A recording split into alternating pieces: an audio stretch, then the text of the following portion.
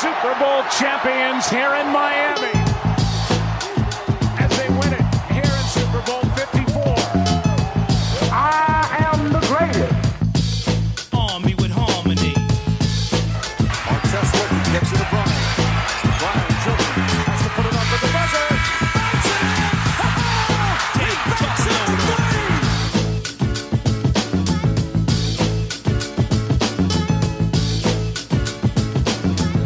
He's at the 2, and the cat is in the CDW red zone. CW, people who get it. The cat runs into the end zone. That is a touchdown.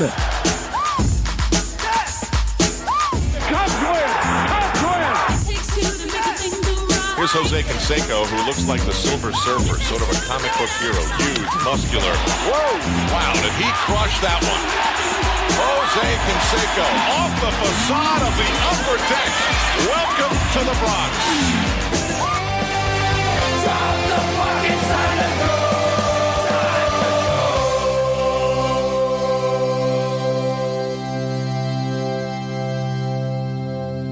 Welcome, everyone, to episode 3 of the podcast about sports from two people that are really great friends, but are very much better enemies. Welcome to Great Friends, Better Enemies. I am your host, Floyd Johnson, and with me today is my other host, the boss, the entertainer, Jerry Bostic. How you doing today, Jerry? I'm doing great, Floyd. I'm doing great. Off to a wonderful week. The Lakers are murdering the Trailblazers, as I had predicted. All is right in the world. Man, so the NBA playoffs has kicked off, and I honestly did not think I would watch a lot of it. And it's not just for the show. It's great for my overnight shift where, you watch a lot of TV when you work overnights. And you just get wore out with, picking a new show. Man, having some sports to, have on for about 2 or 3 hours while you work I missed what it felt like. The corona has knocked us out in February, so I'd kind of gotten used to life without sports. And now that we got it back, it's like, oh yeah, there you are, old friend. Well, it's a great thing because it's amazing in life what we take for granted sometimes, and I think sports is one of those things. You just assume it's coming around, but, COVID has definitely made us more appreciative, well, most people anyways, more appreciative of sports. It's great to have the playoffs, and I found myself watching it almost every single day at some point. Yeah, and that's what I'm going to that's what I was talking about. We're just going to kind of go down where we're at in each of the playoff picture. Well, few series are over. That's a thing to talk about. It's the Toronto Raptors. They ran through. They ran through the team they played. Who was the Brooklyn? It's Brooklyn Nets. You might as well call them the New Jersey Nets. They're still losers. Yeah, they pretty much destroyed the Brooklyn Nets, and they won their series 4-0. Then Miami beat the Indiana Pacers 4-0. Their series is over. Miami is a sound basketball team, especially not only did they sweep them, but Jimmy Butler played hurt the last game, and they still outplayed them. It's kind of crazy that neither one of the one seeds have finished off their series. They both have a chance to finish off their series today, as the Lakers are up 3-1 against Portland, and Damian Lillard's not playing today, so pretty much. Well, yeah. I would never wish injury upon anybody, Floyd, but in all fairness, Dame time is over. Yeah, I'm not even trying to joke when I say, everybody kept saying, oh, well, Portland's been in playoff mode for like 3 weeks. They had to come into the bubble playoff mode. That's great. Guess what? They're wore out. Exactly. That's great. And they came out in that first game, and they gave it everything they had. The Lakers had the worst shooting game they've had like all year. And I think, Portland won by like 5? Well, So the Lakers literally had to play their worst. Portland. Yeah. My hat's off to Portland. They did not want to get swept so bad that they came out and played great in one game. Good job, Portland. Keep it up.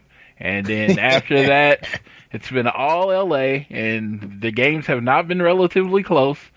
On August 24th, which is Mamba Day, Kobe Bryant Day, R.I.P. Kobe Bryant, the Lakers destroyed Portland. It wasn't even close. LeBron James destroyed. LeBron James and Anthony Davis. The weird thing that you might not know is that 2 of our 3 wins, neither one has played the fourth quarter. So it reminds me of that time years ago whenever we dropped the bomb on Hiroshima. That's kind of what the Lakers have done. Yes. Portland. They really have blown up their whole entire game. LA is playing wonderful defense. Their offense is flowing smoothly. They've started to hit shots. And, that's a lot of the criticism they're drawing right now is can they continue to hit shots? And, I mean, geez, they're just as capable of hitting shots as any other team, I guess, and everybody goes through slumps. They're judging the Lakers off that first game, but ever since they've been really solid. My hat's off to KCP, man. KCP has really been, I think, that third player they've been looking for so far in the playoffs outside of game 1. I mean, he scored 12, 13, 16 in 3 straight games. Kuzma's been playing good. I think they're flowing really well as a unit, too. I think they're only going to get better as it goes on. Who I've been impressed with has been Dwight Howard. He has just shown an energy and an aggressiveness that you haven't seen from him in a long time. It's actually like he cares that he's playing good defense, and he's dunking. He's dunking when he needs to. He's not an offensive threat on this team. But I've just loved his defensive effort. I've loved his passion.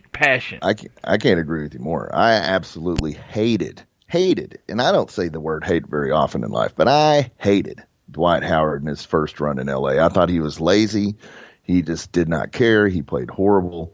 And to see him come back around this time, like I've fallen in love with Dwight Howard's play because you're right, he plays absolutely aggressive. He's got to lead the team in fouls for sure because he just doesn't care.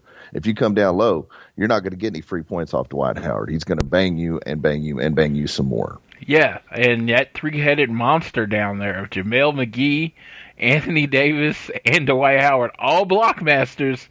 Controlling the paint is a big reason. Portland, Hassan Whiteside and Nurkic have looked pretty pedestrian this playoff series. And, the Lakers were the number 1 seed, so it's not like it should be shocking to anyone. But you know what? It absolutely is shocking to a lot of people because they jumped on the Damian Lillard bandwagon. And the media, which controls everything in the world, we all know that. The media has made it a point. Like they said the other day when they were talking about game 4, they were like, Damian Lillard and the Trailblazers take on the Lakers. And I'm like, whoa, hold on. It should be LeBron James, Anthony Davis, and the Lakers take on the Portland Trailblazers. It's just the way they word things, the way they put things out there, the way they market it. And they can try to make it a series all they want, but it's just not. It is just not. You're right. The 3-headed monster down there is a big reason. LA, they're also playing wonderful perimeter defense. They're moving off the screens really well. They're shifting over in the rotations.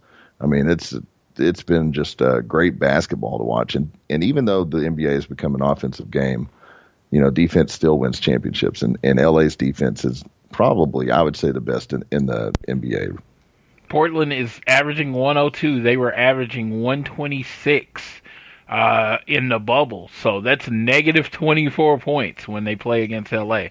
That's a crazy stat. Think about it like this. That just doesn't happen. No, it doesn't anymore. And think about it like this. They've got a lot of their points the last couple of games at the end of the game or in the fourth quarter when AD and LeBron were not even playing. Yeah, they have. Oh, I did forget. Boston swept Philadelphia. So it will be Boston and Toronto in the next series in the playoffs. I do want to go through really quick and see where the actual still close series are. LA Clippers are up 3-2 on Dallas. You called the Dallas upset, and I kind of laughed at you. And this series has been close. The Clippers just did destroy Dallas last game, but you can only ride without Porzingis so long. Yeah, you know what I mean. And that's sad to see him go down because, man, I really wholeheartedly felt like they were going to upset LA, and they still have an outside chance of doing so, but not if Porzingis does not play. Yeah, and other series in the West, Houston and Oklahoma City are tied at 2. Houston was 2-0, and I just thought they were just going to run away with it. And Oklahoma City came back and got 2 back, so that series is still pretty tight. Well, that series is going to ride on Westbrook. Yeah. If Westbrook is not in the game, it's going to be close. I think Chris Paul's hitting his stride. He's definitely he's a once in a lifetime leader. He's one of those dudes that you can just count on to come out and play smart basketball, to play efficient basketball, and to get other people involved. And I think he's definitely gotten the most out of Oklahoma City for sure. Absolutely. And in the last series in the West, Utah and Denver, I called the upset with Utah over Denver, and right now Utah's up on Denver 3-2. Donovan Mitchell has been the MVP of the series, just like I said. I didn't think Denver had anything for Donovan Mitchell, and he's has, 2 or 3 50-point games in the series. Well, they had a chance to close them out last night. What happened in that game, Floyd? Who won that game? Utah won that game. You know what? And you know what it took for them to win that game? No, Denver won last night. Did they not? Oh yeah, Denver won. Yeah, but I'm trying to change history. Hey, but Utah's still up 3-2 in the upsets.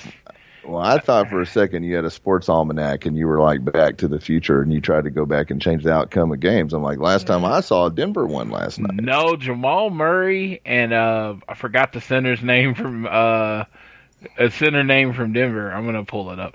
But they played literally every second of the second half. Hey, you gotta do what you gotta do, man. No, and that is, you do gotta do what you gotta do. But I don't think they're gonna have shit left there when they gotta play the next game. That's one thing that's been crazy to me in these playoffs is that you gotta do what you gotta do, and it's amazing to me that some of these people are not playing. Yeah. What is wrong with Porzingis' knee? This is go time. Yeah. This is go time. I always think about if it was me in those situations, and granted, I'm kind of a dumbass sometimes, but when it comes to stuff like that, I'm playing. If I can get up and go, I'm going. Yeah. Yeah. And it makes me question kind of these people, their toughness in this day and age of sports, because I think back in the day, look at Jordan. Jordan was playing no matter what. Kobe was playing no matter what. But you got to look at it. Kobe and look at Jordan. I don't think Jordan even made it 17 years. And Kobe in year 17 is nowhere near what LeBron is in year 17. So taking those days off and rest and taking care of your body seems to have worked. Yes and no. LeBron is not on Kobe's level. LeBron's freaking nature. But at this point in his career compared to Kobe, you also have to take into account Kobe tore his Achilles, which he also stayed in the game and shot free throws afterwards. That's why it's kind of debatable for me. Really, you're sitting out with a sore knee? Yeah. If I was Rick Carlisle, I was like, you better get your knee better right now. You better get your ass in that game. It's called maintenance and taking care of your body so you can last longer, like LeBron. Right now, when you look at him and play, this is the playoffs. This is championship time. This isn't the regular season. This is you either win or you go home. That is true. You win or you go home. How bad do you want it? Yeah. It's like Tiger Woods playing whenever he tore his Achilles. He finished a whole round with the torn Achilles because he wanted it. He did want it. I'm not saying that there isn't a discrepancy, but I also think there is something to say about players lasting longer because they take care of their body. I can say in the playoffs, you should go full bore. But like Damian Lillard, no disrespect to Portland, they have no chance to win this series. So I'm telling him to take his ass home and rest. I don't know, man. If I'm Damian Lillard, I'm like, forget y'all, I'm playing. My team needs me. I know it. The series is on the line. At some point, realism has to kick in, and you're like, we're not winning this, so why would I risk further injuring my torn ligament or my injured hand, why would I further risk it for a series that we can't win? And then I further injure myself and we still lose. What kind of sense does that make? Obviously, I don't play on this level of sports, and I never have. I was going to say, obviously, I haven't even played on your level of sports, so I definitely don't understand. My mentality is I don't give a shit if it's a video game or if it's real life. I don't care if you beat me by 20 points. I don't care if you beat me by 50 points. I'm going hard until the game is over because I believe that I'm going to win until it's over. Hey, you know what? That is a mindset to have. I think there is a spot in the NBA for a lot of those people. That's just it, though. I don't think very many people have that mentality. I think that, Jordan had it, Kobe had it. I don't even think LeBron has that kind of mentality. I don't think he has that killer instinct. LeBron, I think, he's a different kind of player. You know what I mean? He's a different kind of player. And it's not necessarily in a bad way. But when the game's on the line, man, LeBron James should be shooting that ball. Well, he always makes the right basketball play. I always say when people try to compare Jordan and LeBron, I've said it, I think I've said it on this show, I've never compared LeBron to Michael Jordan a day in his life. He shouldn't be compared to Kobe either. He's more of a Magic Johnson. Exactly. He is a 6'9" point guard that makes the right basketball play every time. And it's like, I don't know about every time. Sometimes when the game's on the line, you should be shooting the ball. You shouldn't be kicking it out to Quinn Cook. He makes the right basketball play. He makes the technical right basketball play. He passes out of double teams. He does what he's supposed to do. But that's assuming that some of these guys that are not on his level are going to make some key shots, and a lot of times they do not. Exactly. And LeBron, it is what makes him great and to his detriment is that he does trust his teammates. And, people were like, well, Magic Johnson had 5 championship rings. Well, Magic Johnson was on one of the super teams. Don't get me wrong. At this point, I would take KCP with an open shot over LeBron at the free throw line. Oh, absolutely. LeBron in the last 5 minutes of the free throw line. Oh, yeah, God. yeah. You think about when Portland won game 1, too. AD and LeBron both missed a set of free throws down the stretch when the game was tied. They missed 4 in a row, and it's like, wow, come on, guys. Yeah, that is super crazy. They missed 17 free throws in their Game 3 victory. 17. Vogel had them practicing free throws on Sunday. Good Lord. You got to get your routine. You got to focus on the routine so there's no pressure on the actual shot. I know that. That's one of the few things I learned from basketball coaches. But that's where we are in the NBA playoffs. Shockingly, we are, you are largely correct because the only upset you picked in the West was the Clippers losing, which that series is still up for grabs. In the East, you went chalk, and the East has so far been chalk. So, it's been pretty predictable. Like I said last week, I think Boston-Toronto is going to be a banger. I'm looking forward to that. You know what? I think Miami might give Milwaukee problems, too. Yeah. Speaking of Milwaukee, see, you set me up for a segue. You set it up. That was an alley-oop on the segue. Speaking of Milwaukee. I've been watching a lot of Lakers, man, and LeBron has been throwing nasty alley-oops. Yes. Yesterday, it was announced, August 25th, that Giannis A. from the Milwaukee Bucks wins the Defensive Player of the Year. So he becomes one of the 5 players in NBA history to have both an MVP and a Defensive Player of the Year. He joins Hakeem Olajuwon, Michael Jordan, David Robinson, and Kevin Garnett. What did you think about him getting the Defensive Player of the Year, sir? Everybody knows Anthony Davis is Defensive Player of the Year. They can sugarcoat it however they want. Anthony Davis is out there guarding point guards half the time. He can guard every single position. I'm taking him any day over Giannis as far as Defensive Player goes. Like, that's just bottom line. Yeah, Giannis had astonishing 75 first place votes. The next person was the 14 first place votes, which went to Anthony Davis. and Rudy Gobert, who won the award the last two seasons, finished in third place and had 6 first place votes. So it wasn't even close. I wonder why LeBron's not on that list. Oh, because LeBron, he had a great year guarding point guards. Yeah, which is not easy. Like you said earlier, he's in his 17th season and he's out there guarding point guards. LeBron's one of those people. People are just tired of giving him awards. There is a fatigue when it comes to him. I think he's at 4 or 5 MVPs. He would have, he's not going to win the MVP this year. He would have literally had to average. He should win an MVP. He would have had the NBA in assists. He should have the NBA in assists. I agree, but he's not going to win the MVP this year because James Harden's scoring at a remarkable rate, and Giannis Antetokounmpo is doing what he's made the Bucks relevant, which that should win. Giannis is good. You know what? I wouldn't have any problem with Giannis winning that. He's probably going to win both. James Harden, get out of here. James Harden doesn't deserve an MVP award. He can't play defense to save his life. I was watching that Oklahoma City game the other day, and his defense is atrocious. It's funny when you're the star of the Houston and they try, you're the star of your team and the other team tries to run picks so you have to guard their players because you're so bad at defense and you just don't care. You know? And guess what? As long as you don't care and you don't make effort to get better, Houston will not win a championship. Well, not necessarily even just Houston. James Harden in general will not win a championship. He's going to sell a lot of tickets, but no championship in his future. No, I don't even. I mean, he's an elite shooter, but is he an elite player? Nah. Well, there was a lot we definitely want to talk about this week.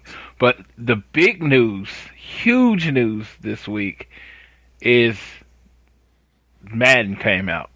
I knew you were going to say that. I was thinking that's got to be the biggest news of the entire week. Yes, Madden came out on, if you pre-ordered Madden, it came out where you could start playing Tuesday morning or yesterday morning or Monday night at midnight, whatever you want to take it. I had already had to download, and at midnight I could launch it. And yes, Madden 21 is beautiful. I played my first game against my friend Jason. I was the Chiefs, he was the Raiders. I threw 7 interceptions. So as a person that really I have not played Madden a lot, but I will say this: they have tightened the passing windows on this Madden. I'm playing with Patrick Mahomes, 99 throwing power, 97 accuracy. Or 98 throwing power, 97 accuracy. It's like he's the best quarterback on the game.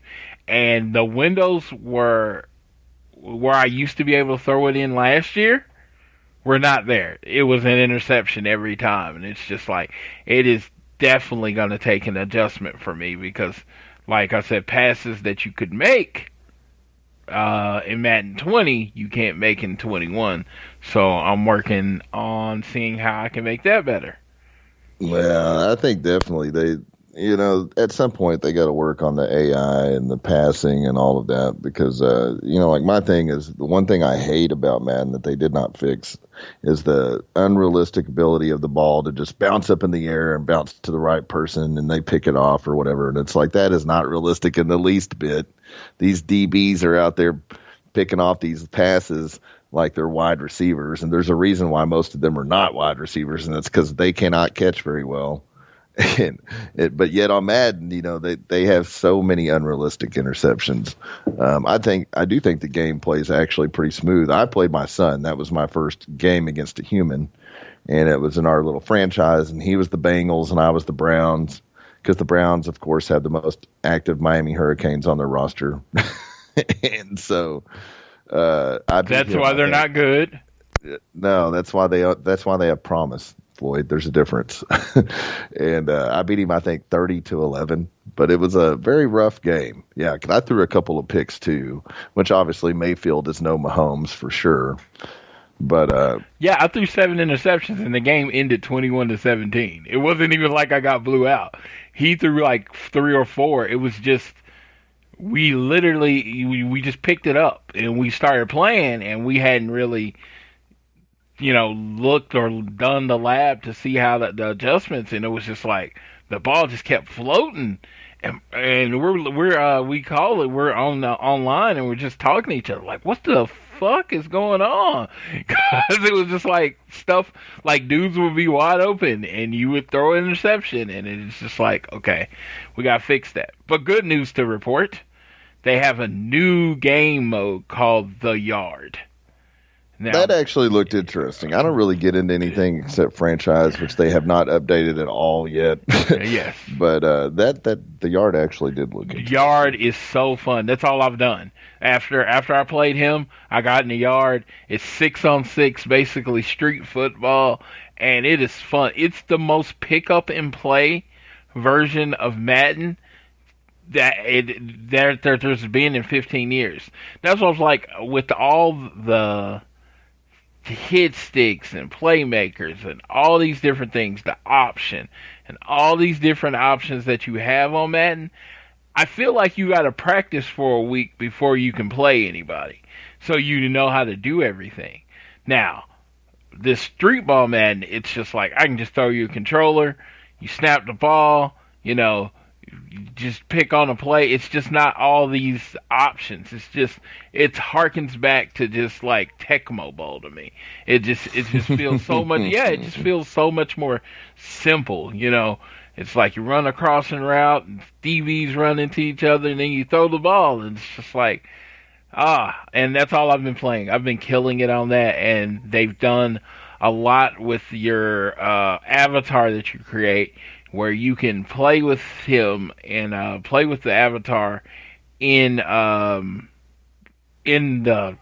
Yard, and build skills for when you take that same avatar for Face of the Franchise, and vice versa. When you're Face of the Franchise and you get new X Factor combos and things like that, you actually can take those X Factor things and use it in the Yard. So it makes it a more seamless play. I thought that was like really cool. I did like the first chapter of Face of the Franchise where you could create your player in your high school. So I actually made them from Oklahoma City, made them from my high school, Southeast High School, and picked Southeast as the Spartans. So I picked them, and their colors were blue, black, and white, which were my high school colors, which I thought was just like, that made me happier than it should make a 40-year-old man. I'm just saying. That made me way happy that I got to actually use that school name that I went to and the colors. I didn't even have to pick them. The random picked colors for that school and the Spartan names were blue, black, and white, which were the Southeast colors. So it was like, oh.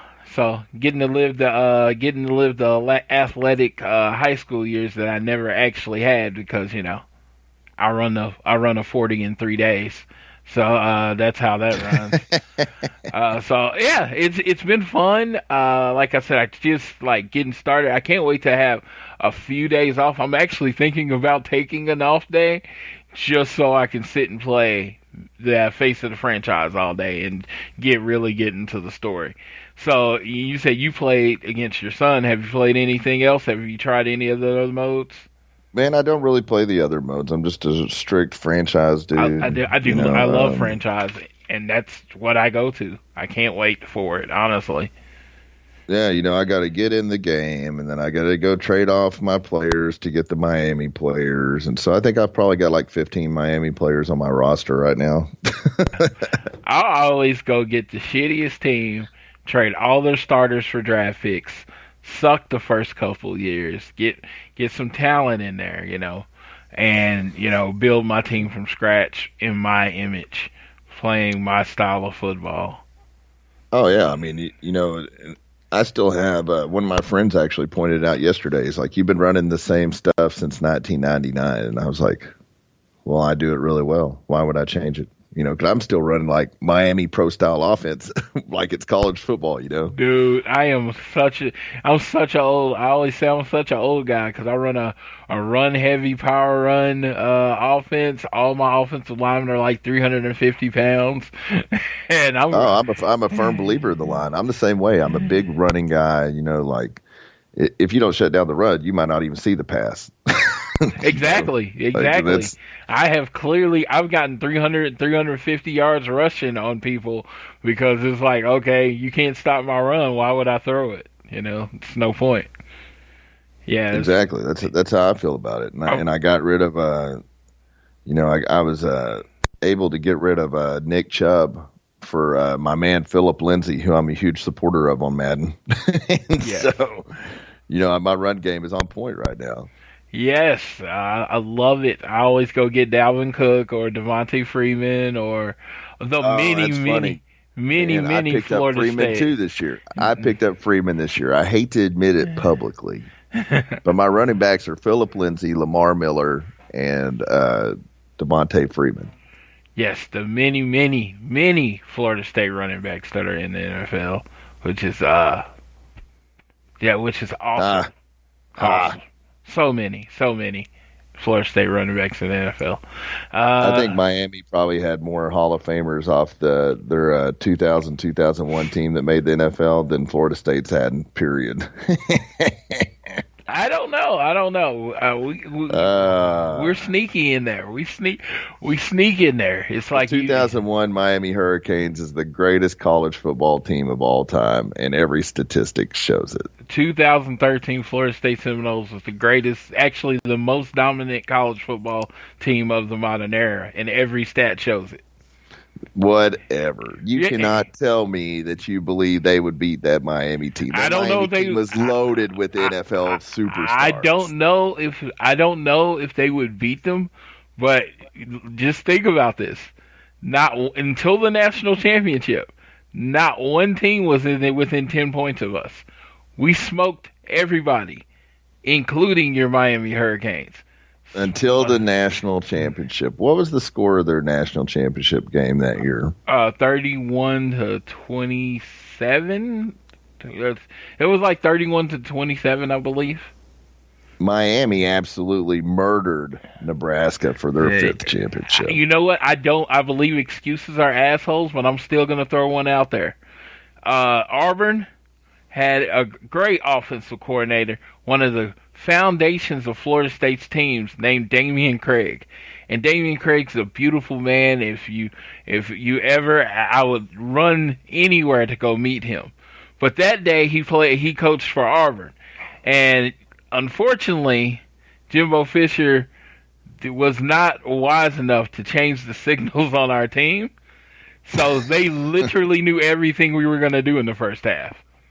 If you'll notice, if anyone ever watches that game, we were down 21-3 at halftime, and then we won because Jimbo went in at halftime, and we literally had to change all our signals in the 20-minute halftime. Who was Florida State's quarterback that year? Oh, the Heisman Trophy winner, Jameis Winston. The Heisman Trophy winner. I love him. Heisman Trophy winner, number 1 draft pick at quarterback. You know what? Two things. Those crab legs. 2 things. I don't think Miami's ever had a number 1 overall quarterback taken, have they? I don't think so. I don't know about that. You sure Testaverde or one of them wasn't? I don't know. He did get drafted by the Bucks, and they picked first. Testaverde was the first pick in the draft. Yeah, okay. You know what? The way it's looking, his NFL career might end up better than Jameis Winston. You know what's really crazy about that is they were both the number 1 picks to the same team. They sure were. I didn't think about that. Yeah, they were both number 1 picks to the same team, Tampa Bay Bucks, and it was just like, you know what though, Winston might be the best quarterback with an NFL career out of Florida State. That's not dissing them. I mean, it's not great, but it's not dissing them either. I mean, obviously, most Miami quarterbacks have not fared well in the NFL either. You honestly, he could end up with the best, but right now it's Brad Johnson. He won a Super Bowl.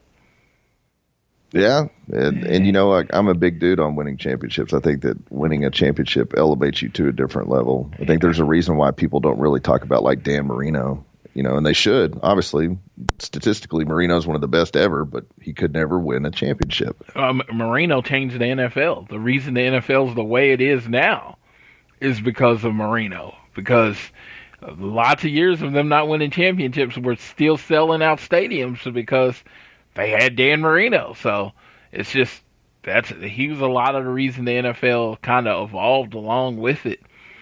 So like every quarterback, especially like Patrick Mahomes making $500 million, can thank Dan Marino for getting the shit beat out of him for years, and the NFL changing the rules to basically where it's two-hand touch on quarterbacks.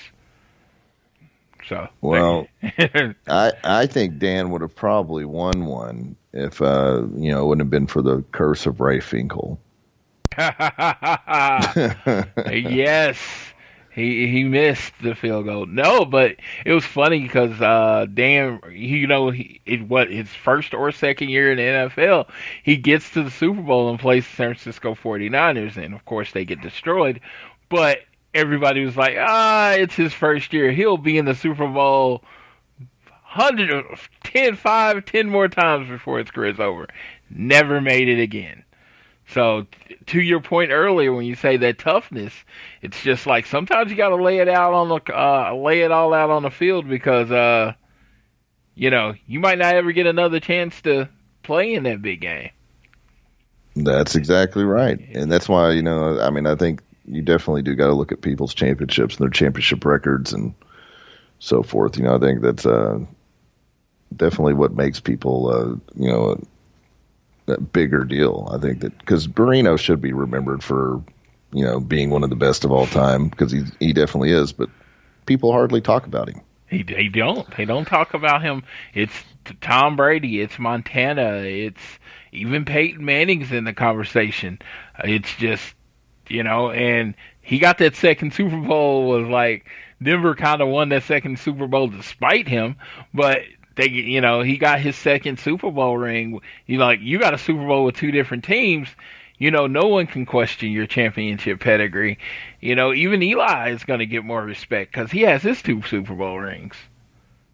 You can't call absolutely. You can't tell me that you think Eli is a better quarterback, but because he has those two championships, he's considered a better quarterback. Dude, I will always say, you give me one drive at the end of the Super Bowl. And you tell me, hey, you can't take the obvious people like Montana or Tom Brady. My next on that list is Eli Manning. Because as average as he is all through the season, for some reason in the last 5 minutes of the Super Bowl, he turns into God. I don't know how that works. Did you see that there's a new Manning? No. Yeah, there's a younger Manning. And I think he's a senior next year, maybe. And he's the top quarterback in that class. So that ought to be interesting. So is he Cooper's son? Because Cooper is older than Peyton and Eli. So he might be the nephew of one of them. Because I don't think Archie had any more kids. That last name. That's all I know. That's all he needs. Yeah, that's all you need. It's like, hey, you tell me, hey, I'm 9 years old and I've never played football, but I'm Peyton Manning's son or nephew. Oh yeah, you want the scholarship offer? So I think, man, like I was shocked. I was reading who offered him a deal, and of course Miami has it. And I thought, good grief, guys, what's your problem? Get it together. Okay, yes. Man.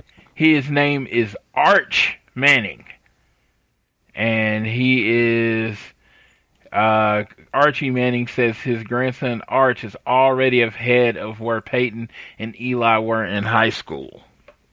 Yes, I mean, geez, can you imagine how talented this kid could possibly be? Yes. Yeah. So, yeah, like everybody wants him. So his name is Arch Manning. That is crazy. Yeah, I was like, I figured it would have had to have been, Cooper's son, because it's like, I know Archie didn't have any more kids, but, they're all in their 40s, so they are old enough to have 18-year-olds at this point. But I think Peyton was fairly late in his career before he started having kids, so I was wondering. But, yeah, so now I get to keep my eye on Arch Manning. Huh. Let's just hope he doesn't go to Florida State. You know what? Even worse, let's hope he doesn't go to OU. Yes, yeah. I was going to say, if my kid was a quarterback now, I mean, I would, I'm a Florida State booster and fan, so I'd be like, go to Florida State. But if he said, oh, I want to go to OU, I'm like, so you want to win a Heisman? Cool. That's all you're getting there. I'm just saying, hey, I'm like, you might not get a national championship, but you'll get a Heisman. Hey, that's not bad. That's not a second place, and you'll get drafted number 1. You know what? I would rather win championships than win a Heisman. That's just me, but I would rather be drafted number 1 than if you gave me, say, hey, win a national championship or be the number 1 overall draft pick in the NFL. I'm taking number 1 overall draft pick in the NFL every time. Man, I don't know. I'm just a championship dude, man. I'm just a money guy, and you get that guaranteed money being the number 1 pick. So even if you wash out, you get a nice $20 million guaranteed. That's what I'm always going to say. Yes, sir. Give me that $20 million. Now, but I always want Florida State to win, and I want them to be great. But if it came down to my kid and me, I'd probably be a little bit more on the selfish side. Like, go get that money so I can quit working. I don't know, man. Like I said, I'm a championship-oriented dude. That's just going to be where I stand on it. Exactly. I mean, and there's nothing wrong with that. Speaking of teams that are not going to win championships, you sent me a little tidbit about Florida State and Miami, that Miami is preseason 30 in the AP and 33 or 34 in the coaches poll, and didn't see Florida State anywhere on there. You know why? Because the coaches and the AP poll, they make sense and they're smart. And we weren't very good last year, and we're gonna have to prove it. We're gonna have to prove it to get down that list.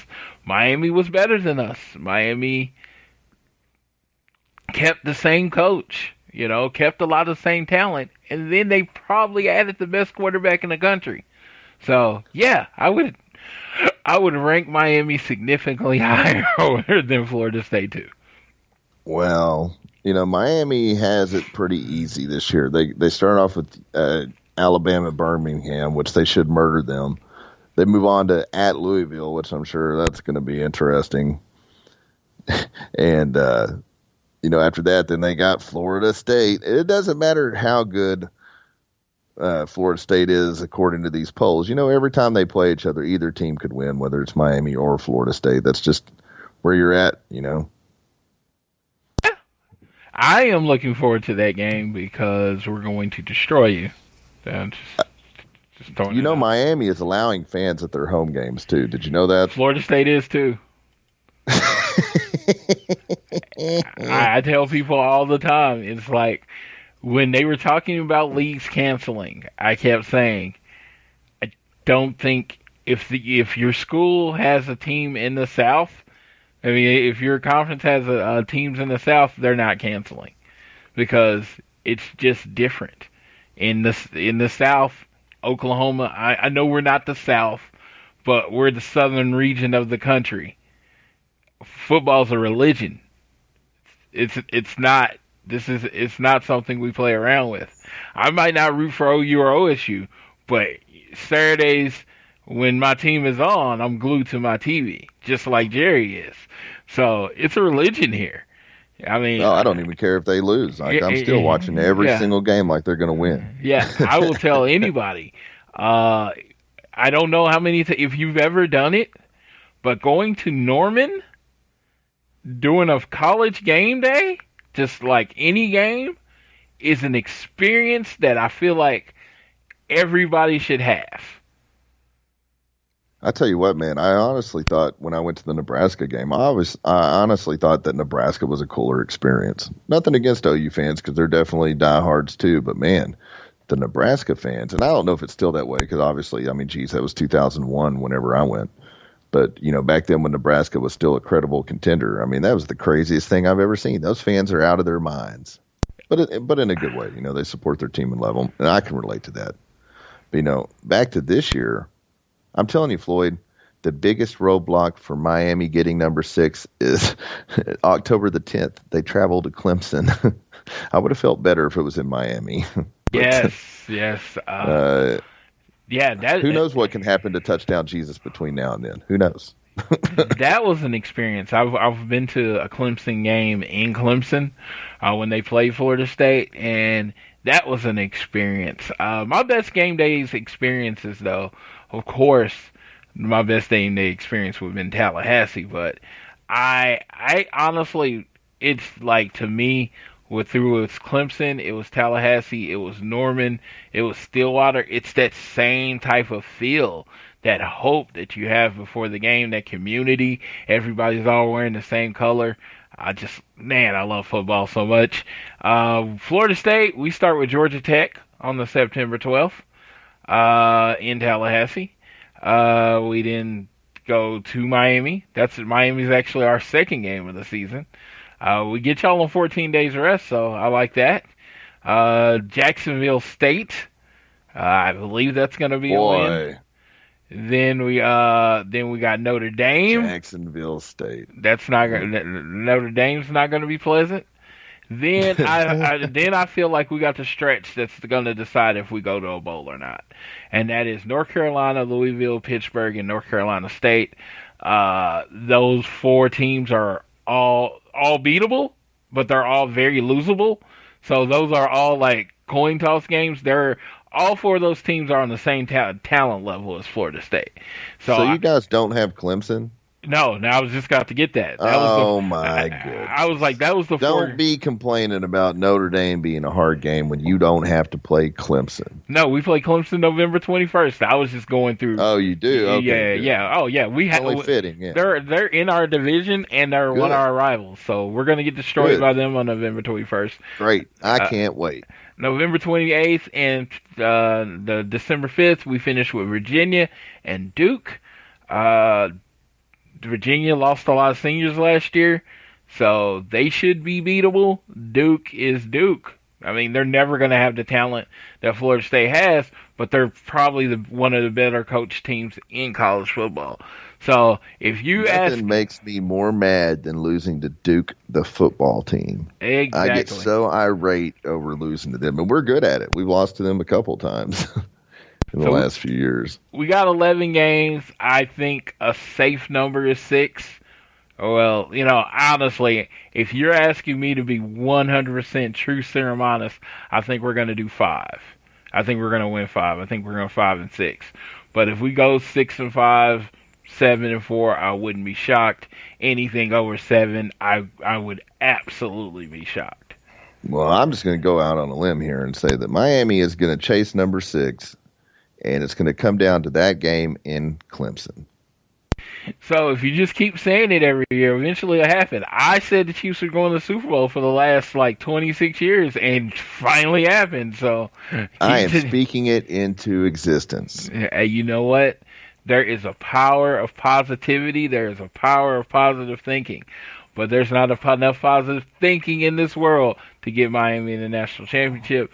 But Jerry King, I am very excited. He's one of my favorite football players to watch. It sucks that he's going to be doing it in a Miami jersey. You know what? That's a great pickup for the Canes. They've struggled to have a statistically good quarterback since Ken Dorsey. There was always these guys that were supposed to be something more than what they ended up being, and nobody's really lived up to the hype. So hopefully Jerry King can break that cycle. And once upon a time, Miami was known as Quarterback U. But that's out the window. I wonder how much it costs to get him. Just kidding. Hey, don't go there. We can't get in any more trouble. I'm pretty sure they were probably on the up and up about it. Yes, they are. No, but I'm glad. He was going somewhere he knew he was starting. And that was a big deal with him. And, he was like one of the only, I think he's the only quarterback to ever do 5,000 yards passing and 1,500 yards rushing. He was in a Heisman conversation at Houston. So you got to back statistically, and Miami's defense has not been the issue for the last few years. Miami's defense has played great. Diaz is a very smart defensive dude. It's just been Miami's offense every year that has had no punch at all. So I think Jerry King is going to bring that to the offense. Yeah, I think both our teams need a couple of good winning seasons to get recruiting back on track. What's crazy is Miami is recruiting really good next year. Yeah, I saw that. That they're keeping the people in Miami. They're locking down that area. So I do like that about it because I'm tired of getting our teams, and this is the one time where I consider Miami and like Florida a part of us, even though I hate them. Is I'm tired of all these schools taking our best players from Florida and then beating us with them and saying, "Man, we're so much better than you." And like, dude, it's Clemson just recruiting South Carolina and then come down to us and see how you do. There's really no excuse for Miami or Florida State to be bad. If they would just stick to recruiting in the state of Florida, they would be just fine. Hey, you know who sticks to recruiting in the state of Florida? Clemson. Bastards. they stay in our state, and that's horrible. And that's how they got good. They started recruiting Georgia and Florida really, really, really well, and they were fully committed to winning. Just put it that way. All right, so this time of year also is fantasy football time. Jerry, man, my fantasy draft is Thursday, and I haven't done hardly any homework at all. Today at 5 we go, we meet up and do our lottery, decide where we pick, and we do that, and that's when I start doing my homework because our fantasy draft is September 6th. So I get to pick, and then I go do a bunch of mock drafts on Yahoo. Watch a lot of Matt Berry and get prepared for the draft. But the question I'm asking you, I know you haven't done your homework. The dangerous question I'm asking, you're in your fantasy draft. You got the number 1 pick. Who are you taking first?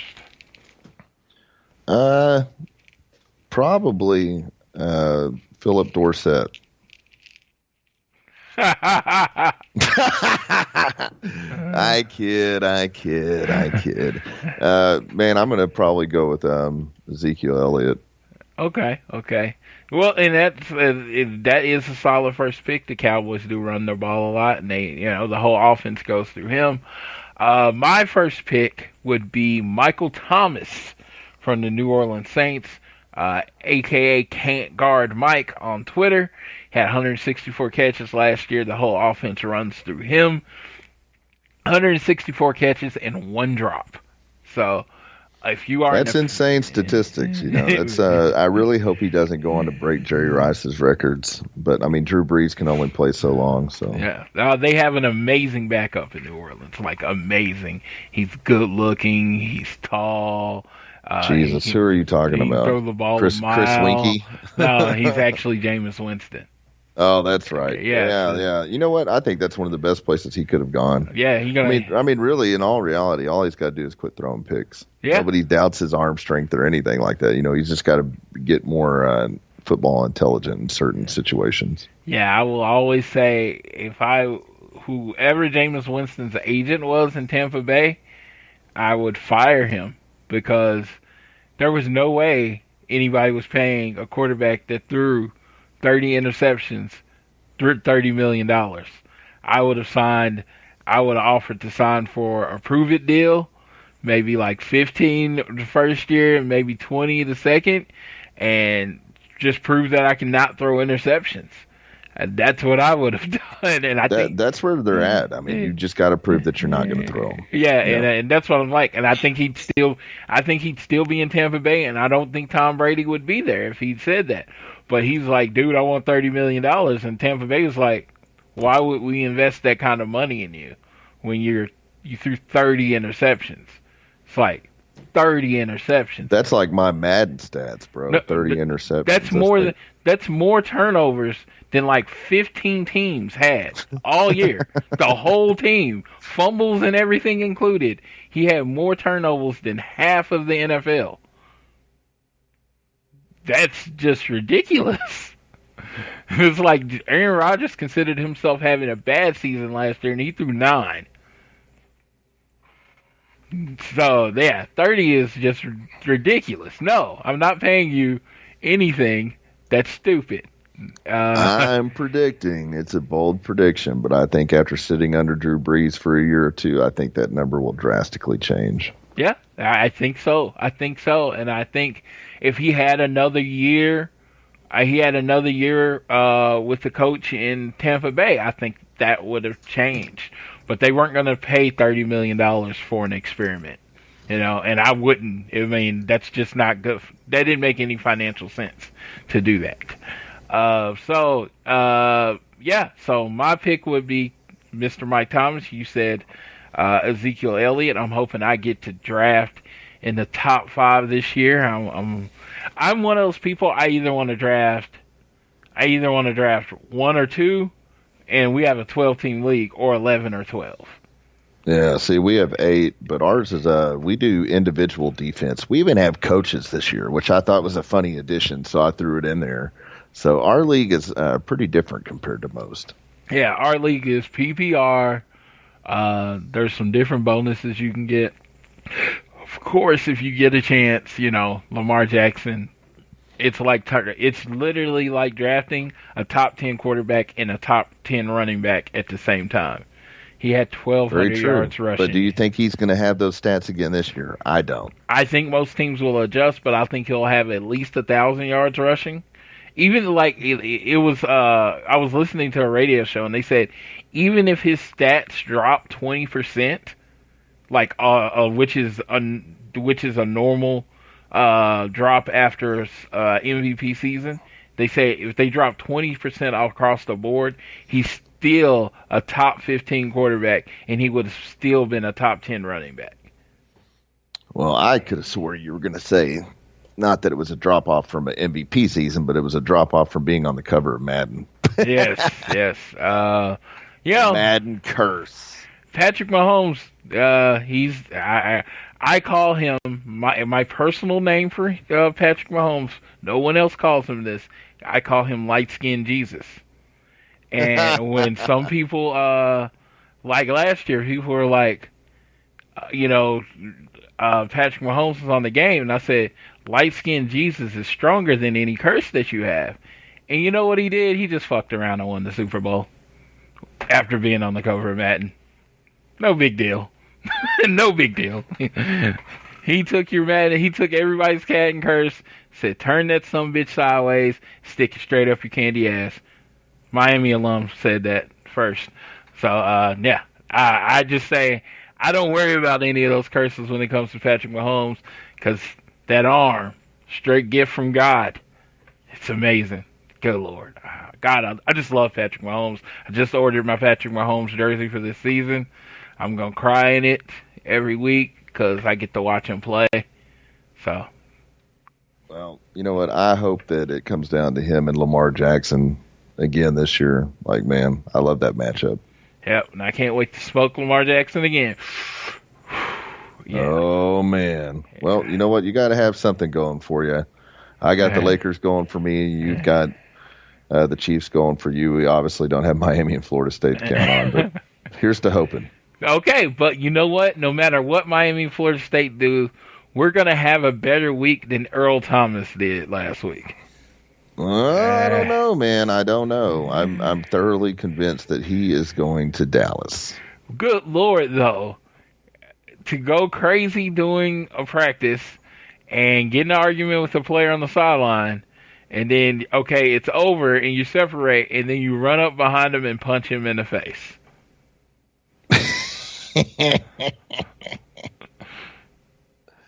I mean, look, Earl Thomas is from Texas.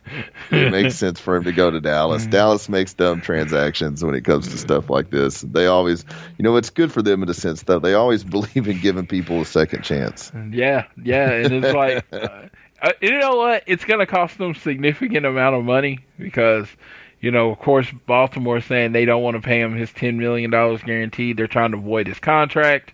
And it looks like if he goes anywhere, no cat team in the NFL except for like the Miami Dolphins have $10 million in cap space to just throw at Earl Thomas. Miami's not trying to win now, so they won't do it. And I know he wants to play in Dallas, but he's literally going to have to pay for the league minimum. So I don't know. It's still a lot of money, but when you were expecting to pay for $10 million and then you pay for $300,000, it's one of those things you have to look at. There's levels to this. So, yeah, I would be pissed off for paying for $300,000 when I was supposed to be making $10 million. Well, you've got to be able to, have a kind of a grace period to show that you can be sane. So he needs to take that deal, whoever he goes with, and show that he can get along with people and kind of restore his his reputation a little bit, because he's just had a rough year. Yeah, because Antonio Brown is nuts. Don't get me wrong, but he hadn't punched a player in the face. It's not that. That's just a whole different level. Oh yeah, I mean, what do you even say about it? Yeah, it's like, what do you even say about it? So I was just wondering, if you had any thoughts.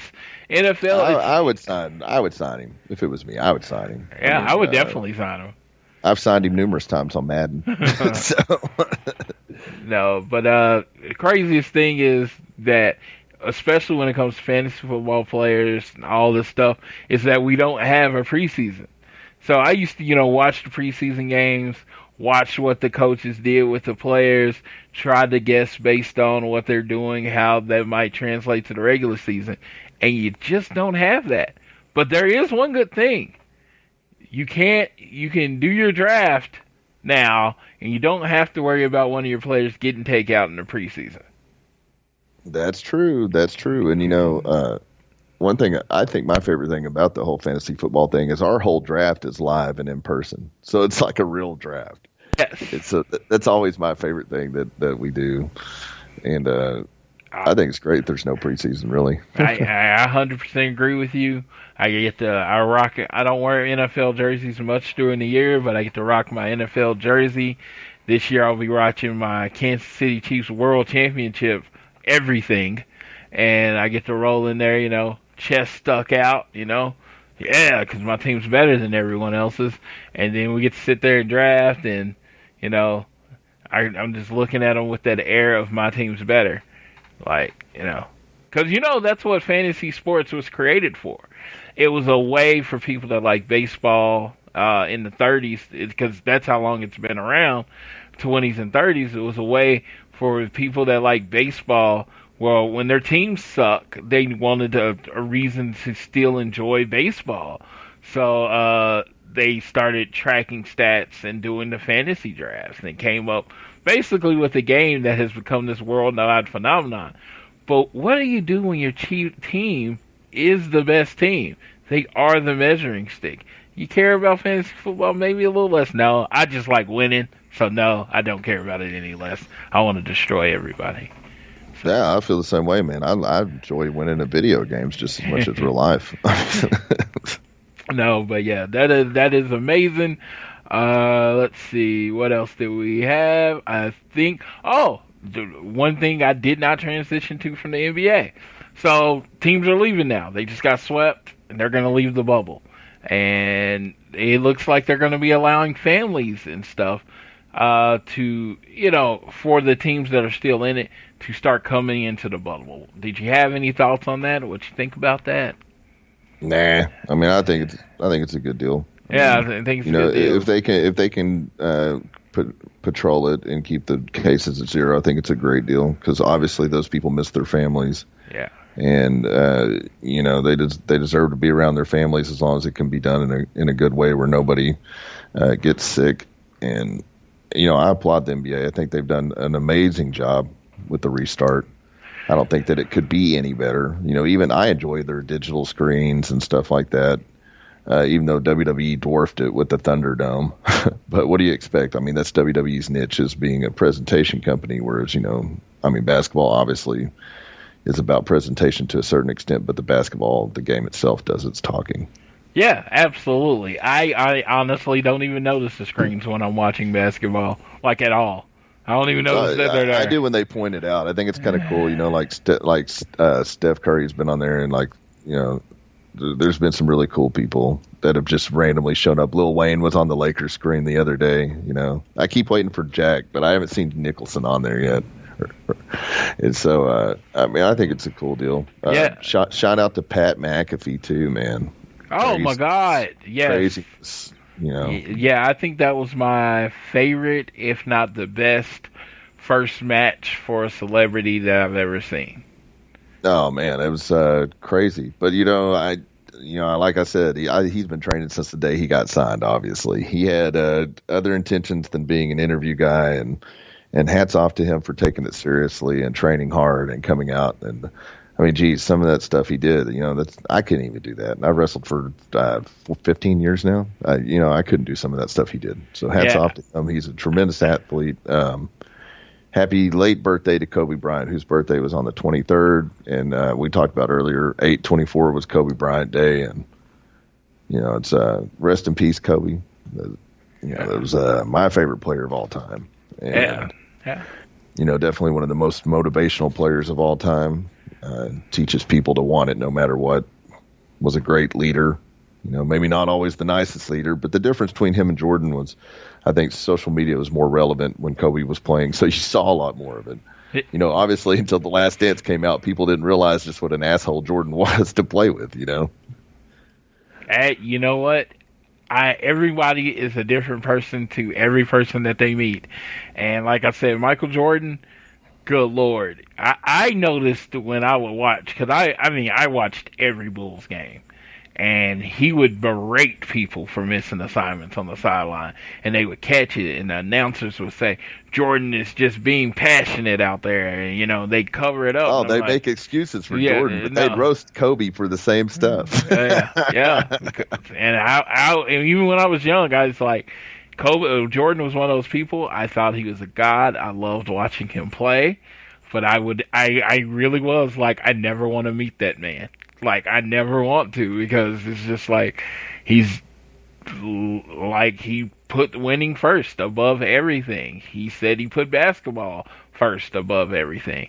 Any political ambitions other people have for him, he's like, I don't care. I just want to play basketball. And that's what he did for his career. And, you tip your hat to that. And Kobe had that same type of mentality. So you tip your hat to those people that can have it. Kobe's not in my top 5 favorite players list, but he is in my top five players that I didn't want my team to have to play. No, absolutely. I mean, no matter what kind of talent was on that team, Kobe was out there to win. Oh, period.